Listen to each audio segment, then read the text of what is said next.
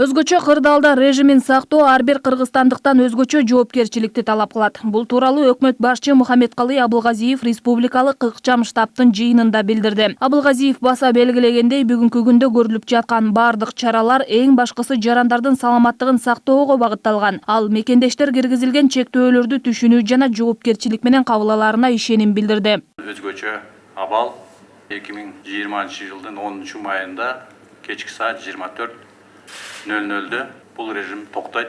Жана ошону менен коменданттык саат дагы алынып салынат.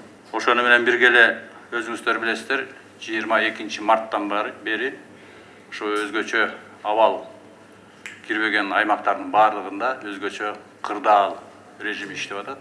Мына ошол өзгөчө кырдаал кирген чечим бардык республикада иштейт. Мындан тышкары өзгөчө ушул эпидемиологик кырдаал курч болуп турган эки чоң шаарыбызда, Бишкек жана Ош шаарында, Ат башы районунда, Чаткал районунун Канышкыя айыл аймагында карантинди киргизүү чечими кабыл алынды. Өкмөт башчы эпидемиологиялык кырдаалдын экономикалык ишмердүүлүккө тийгизген таасирине ылайык иштелип чыккан бул багыттагы иш-аракеттерди жандандыруунун этаптуу жол-жобосун абалдын өзгөрүшүнө жараша оңдоп түзөөлөрдү киргизүү мүмкүнчүлүгү дагы каралганын белгиледи. 11 майдан тартып эпидемиялык кырдаалга жараша экономикалык секторлордо тизме түзгөнбүз.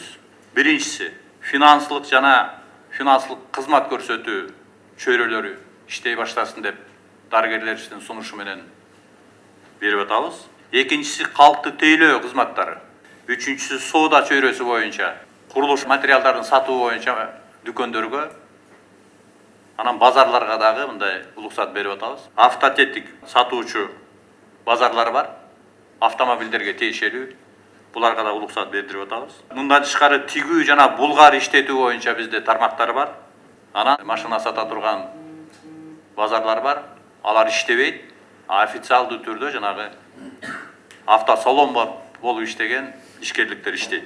Төртүнчү, көптөн бери күтүп аткан массалык маалымат каражаттары иштей баштайт. Коомдук транспорт азырынча жүрбөйт. Анын ичинде троллейбус, автобус жана кичи автобустарга уруксат жок. Бул тууралуу премьер-министр Мухаммедкалый Абылгазиев билдирди. Анын айтуусунда COVID-19 инфекциясынын жайылышынын тобокелдиктери пайда болушу ыктымал. Мындан улам бул этап өзгөчө мааниге ээ. 1 май боюнча айтып атканда айтканбыз, 11 майда бизде коомдук транспортко да уруксат беришибиз мүмкүн деп.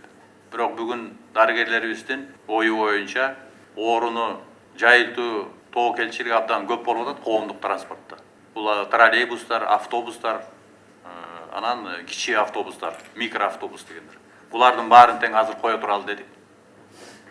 Мына 1 майдан баштап биз таксилерге жана башка ташуучу машиналарга уруксат бергенбиз. Коомдук транспорт азыр иштебейт. Өлкөдө коронавирус инфекциясын жугузуп алуу коркунучу дагы да сакталууда. Мындан улам өкмөт башчы мекендештерди себепсиз үйдөн чыкпоого, адамдар көп чогулган жерлерден алыс болууга, бет кап кийүүгө жана башка санитардык эрежелердин талаптарын аткарууга чакырды.